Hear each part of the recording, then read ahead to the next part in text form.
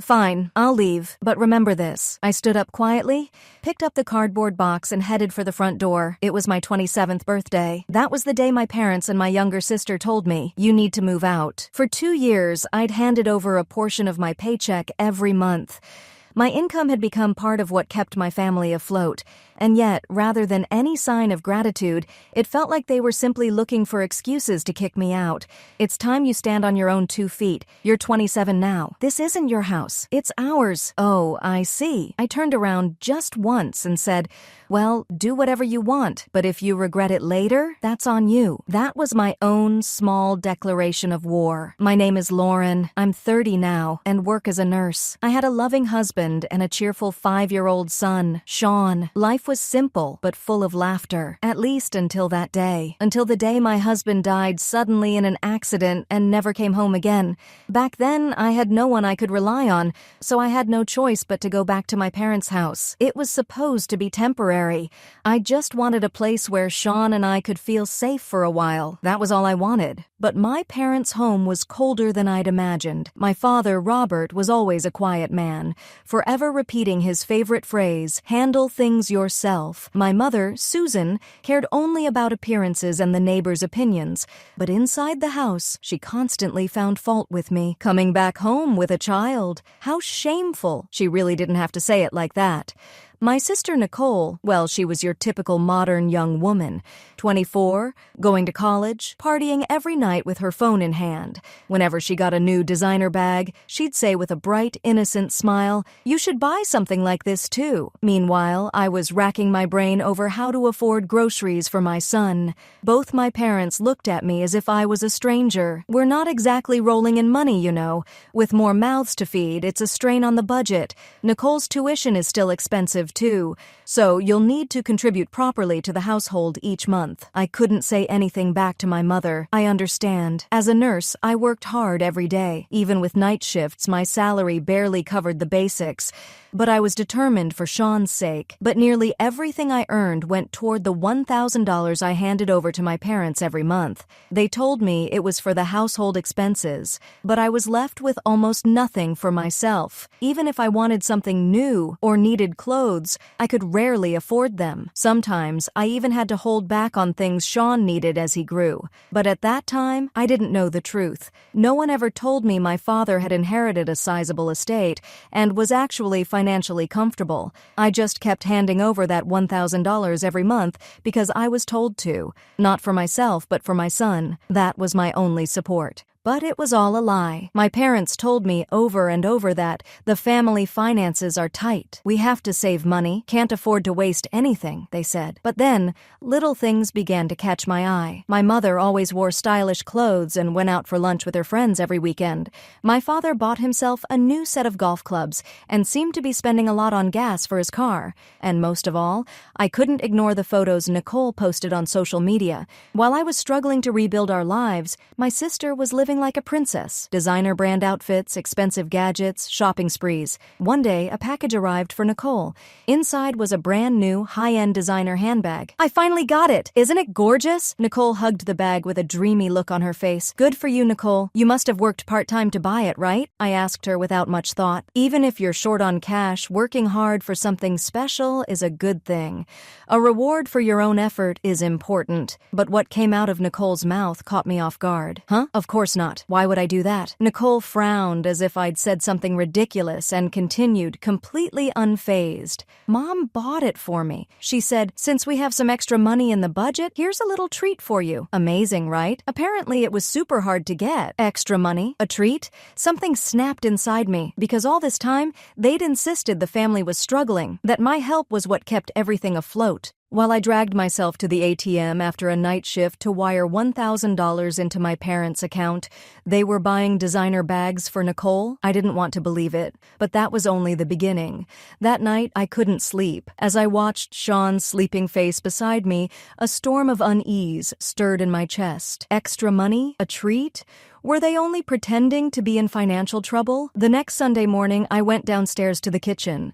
My mother was reading a magazine, sipping tea. My father was at his computer, typing something. "Good morning," I greeted. My mother turned and smiled. "Good morning. I didn't make breakfast for you two today. There should be some leftover bread from yesterday." Of course. That was how it always was. Sean and I usually got the leftovers or were expected to fend for ourselves. But that afternoon, I saw something that I could hardly believe. "Well, I'm heading out now. Tonight's seafood buffet. Can't wait," my mother said happily. "Will you be back tomorrow? Don't push yourself, okay?" My father smiled as he handed her the car keys. "Wait, a buffet?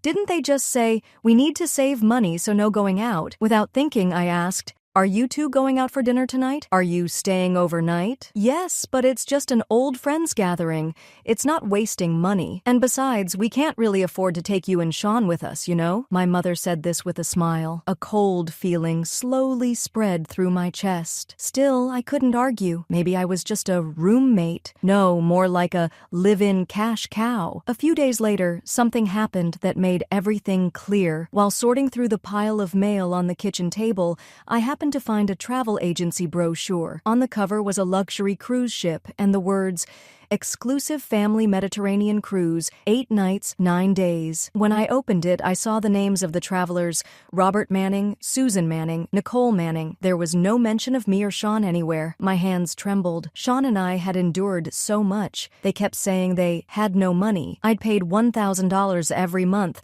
cutting back on everything just to help. But these people were going on a cruise without us? It was all a lie. Everything had been a lie. At last, I accepted reality. The people in this house had only been using my goodwill. They never intended to call my son and me family in the first place. From that moment on, I made up my mind. "Sean, we're definitely getting out of here," I whispered quietly. My son nodded at me with a pure, innocent smile. I squeezed his little hand tight. My fight back had already begun. 2 weeks later, my 27th birthday arrived quietly. Before I left for work, Sean gave me a tiny heart made of paper and said, "Happy birthday, Mommy." That was all, but it filled my heart so much that I hugged him, fighting back tears. After finishing my night shift, I got home a little early that day. When I stepped into the living room, there were 3 unfamiliar cardboard boxes. My name was written on them in big letters with a marker. "What's this?" "Oh, those," my mother answered with a brazen tone. "Lauren, you're 27 today. You're an adult now. It's embarrassing to keep living here like a freeloader.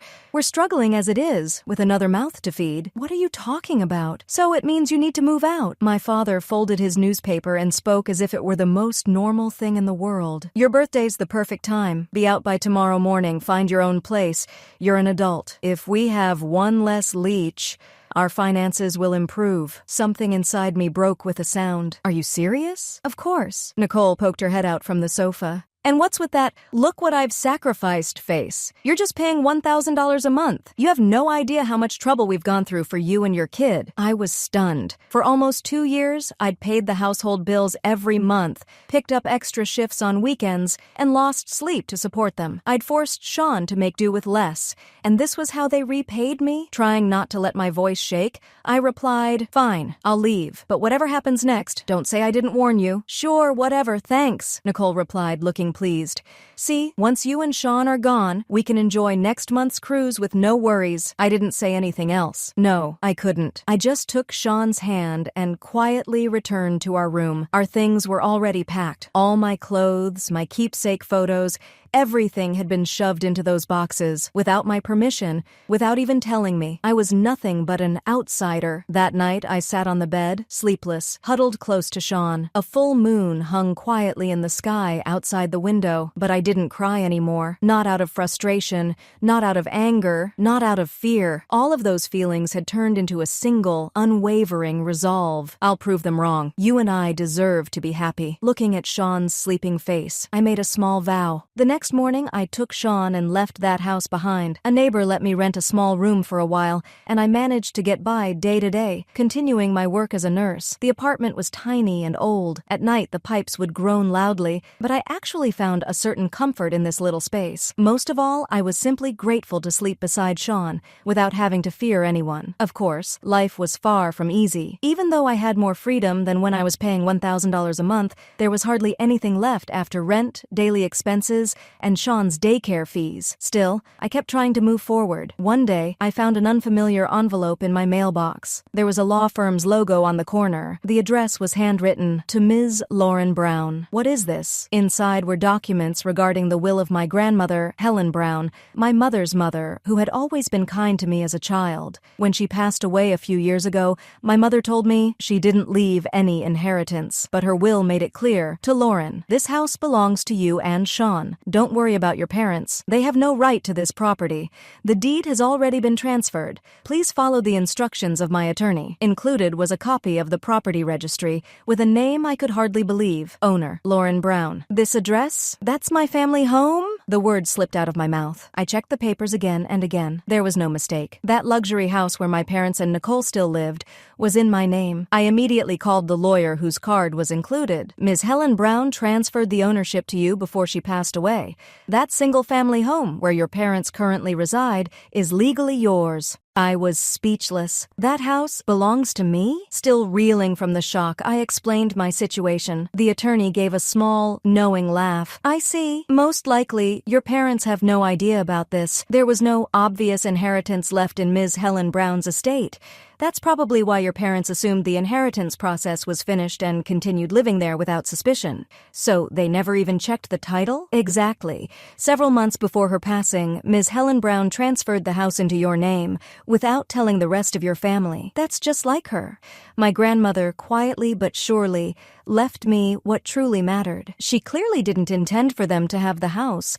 The will specifically states they don't deserve to inherit it." I let out a deep breath. "So, what will you do?" the lawyer asked quietly. "As the owner, you have to decide the next steps. You can continue letting your parents live there, offer to transfer the title, or you can sell it. Legally, it's entirely up to you. All the choices were mine. What would happen to that house? No one could decide that but me." After a long exhale, I spoke. "I'd like to sell it. It's something I need to do to start my life over." The lawyer nodded silently at my words. "Understood. I'll begin the sale process on your behalf. The current market value is about $920,000. The location is excellent, so I expect we'll find a buyer quickly." He calmly began preparing the necessary paperwork. As I watched, I felt the heavy weight inside my chest finally begin to dissolve. At last, I was free from the chains called family that had bound me for so long. While the sale went through, I took Sean by the hand and moved to another state, a new environment, a new life. Not glamorous, but for the first time, I felt I was truly living for myself. Exactly 1 week later, as I was making pancakes for Sean in the morning light, I received an email from the lawyer on my phone. Update. The sale of the Brown residence has been completed. The property was sold for your asking price of $920,000. The new owners are scheduled to move in next week. I stared at the screen for a while, unable to move. It was really sold. That house was no longer theirs. A quiet sense of accomplishment filled me. I hadn't set out to hurt anyone. I'd just exercised my rightful claim to protect myself and my son. Still, it felt like the long, cold days I'd spent in that house finally had meaning and had truly come to an end. I set my phone down and brought pancakes to Sean's seat. "Mom, what day is it today?" I'd say it's a very special day," I answered him with a smile. A few days later, a real estate agent in a suit visited the Manning house. Wanting to spend more time with Sean, I didn't go myself, so the following is what I later heard from the agent who was present. "Mr. and Mrs. Manning, here is an official notice regarding the current ownership of the property, which has been sold through our company." With that, they handed over a formal letter and a copy of the deed. What? Sold? Who would do such a thing? My mother's face changed color as soon as she read the document. "This property is now owned by Ms. Lauren Brown.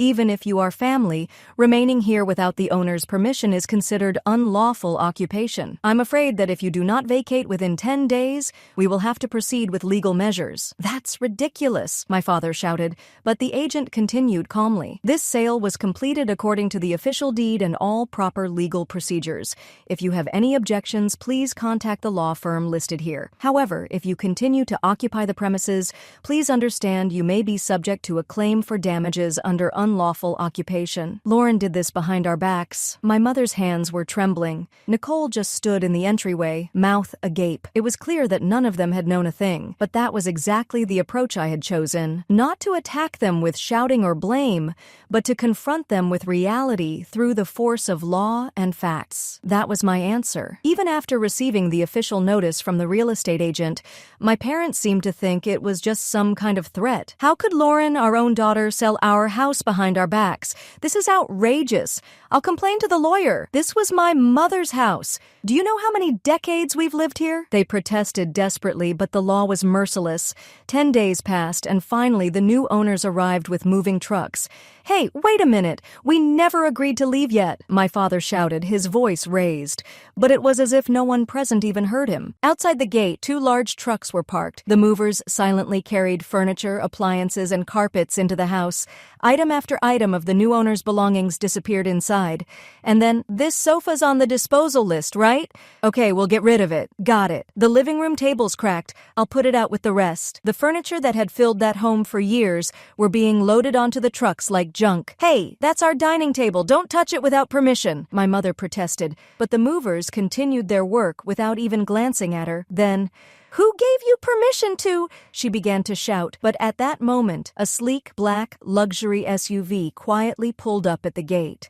Out stepped a stylish, middle-aged woman in a Chanel tweed jacket. Behind her was a poodle with a pearl necklace, and a dignified man who looked like a butler. Oh my, the interior is even more outdated than I imagined. Everything needs to be redone. Make the arrangements, please, she instructed her butler, as she removed her sunglasses, deliberately looking around the room. You, what, the former residents? You're still here? The deed has already been transferred, and your move-out deadline is long past, you know. But you can't just spring this on us. Spring this on you? She gave a mocking smile. The notice should have arrived over a month ago. If you can't read, shall I read it out loud for you here and now? The butler, without a word, took the deed and eviction notice from his bag and presented them right in front of my parents. They were at a loss for words. Their lips quivered, but nothing came out. And, the woman added, turning to one of the movers, "You can get rid of everything in this room. I can't stand using furniture other people have touched." Understood. We'll handle it according to the abandoned property list. Wait, you can't. Dad, stop it. They'll call the police. Nicole tugged on my father's sleeve in a pale face. He tried to say something more, but there was no strength left in his voice. By now he must have realized that nothing they said would change anything. My mother just stood there, stunned, watching their belongings carried out from the entryway. Her favorite sofa, the dining set, the large houseplant from the living room, and then, "Please, just not that. Please don't take that away," she cried out as the movers approached the small display shelf holding a photo of my grandmother, Helen. One of the movers glanced over. "This little shelf can be treated as a personal keepsake and left for you to take," he said quietly. My mother staggered over and hugged the photo frame to her chest. My father gathered a few fishing rods from the garage, and Nicole rushed downstairs clutching a bag from her room. That was all they had left. Soon, the first truck was empty, and the new owner's furniture was arranged in the rooms. The inside of the house would never look like it did in their memories again. Then, standing at the door, the butler addressed the 3 of them in a calm voice. "Thank you for your cooperation. You won't need your keys any longer, so I'll take them now. Please leave the premises." At those words, my father finally sank to his knees. "Helen, that old hag, how could she do this to us?" My father groaned, while my mother stood silent at his side, clutching the photo frame and looking up at the sky. Finally, in a voice barely above a whisper, she muttered, "Maybe this is just the payback for what we did to Lauren." She didn't say it for anyone to hear, just as if she was speaking to herself. Nicole flinched at her words. Silence fell over them. It was as if all the lies and exploitation they had piled up over the years had finally come due at that very moment. About a month had passed, and I was finally getting used to life in the little town where I'd started over. One day, a letter arrived in my apartment mailbox. The sender, written in careful handwriting, was Susan Manning, my mother. "Dear Lauren, I still haven't been able to come to terms with what happened. It's been several days since everything changed so suddenly, and at first I was overwhelmed with confusion, anger, and shock. But now I've realized something truly important. I should have listened to you sooner, how hard you worked, and how much you tried to protect Sean. For a long time, we took advantage of your kindness. Instead of simply saying thank you, somewhere along the way, we started to treat it as if it was only natural. I regret deeply that we placed the burdens of money, time, and worry on your shoulders. Now, Nicole has started working part-time, and little by little, she's learning to stand on her own feet. Your father is finally beginning to accept reality as well. If you'll allow it, someday, I'd love to see Sean's sweet smile again. I'll bake your favorite apple pie and be waiting for you with all my heart. I'm truly sorry. And thank you. With love, Mom. I closed the letter gently, feeling a quiet warmth blossom in my chest. It didn't mean I could forgive them, but I could feel there was real kindness for someone else in her words. Thank you, Mom, I whispered, smiling a little as I gazed out the window at sunset. It wasn't sadness or anger, but a small light of hope for the future that lit my heart in that moment. 3 years passed, and Sean turned 8. Now we live in a small house I'd bought with the money from selling my grandmother's home. It is old and small, but it is more than enough for just the two of us. The well-kept wooden floors creaks, but there is a warmth to them. This place has truly become our home. Seasonal flowers bloom in the yard, surrounded by a white wooden fence. In our little garden, we grow herbs and cherry tomatoes. On weekdays, I work as a nurse at a nearby hospital, returning home between night shifts. The work is tough, but nothing means more to me than hearing a patient say, "Thank you." On weekends, I spend time with the other moms in the neighborhood. Whenever I bring homemade apple pie, everyone would say, "Lauren's pie is the best." The time I spend tweaking recipes I'd learned in cooking class or kneading dough with Sean is pure happiness. Every morning, as I pick herbs in the garden, my grandmother's words would come back to me. People shine brightest when they help each other. Just as she used to say with a smile, I now volunteer once a week at the local senior center. The time spent chatting and working together with the elderly is a treasure nothing else can replace. Recently, a friend I made there knitted a scarf for Sean to use when he started elementary school. This quiet circle of helping one another was spreading in our town. Mom, what's for dinner tonight? Maybe I'll make your favorite meatloaf? Even these small, ordinary exchanges fill me with a sense of irreplaceable happiness. Carrying on my grandmother's wishes, I'm living my life protecting what truly matters. That means Sean's smile, the strength to believe in myself, and the kindness to reach out to others in need. Sometimes I still get emails or letters from my mother. Just a single line, "Let's bake apple pie together next time," is enough to warm my heart. It might not be a perfect reconciliation, but I feel the distance between us slowly narrowing. In the evening, I sit on a bench in the garden, watching the sky turn olive green, and take a deep breath. We really did make it, didn't we? Sean sits beside me, his small hand in mine. This happiness wasn't given to me by anyone else. It's something I chose, something I built with my own hands. No matter what winds may blow in the future, I won't be shaken. I'll keep nurturing our future as a strong woman, cherishing the life I've built with my son.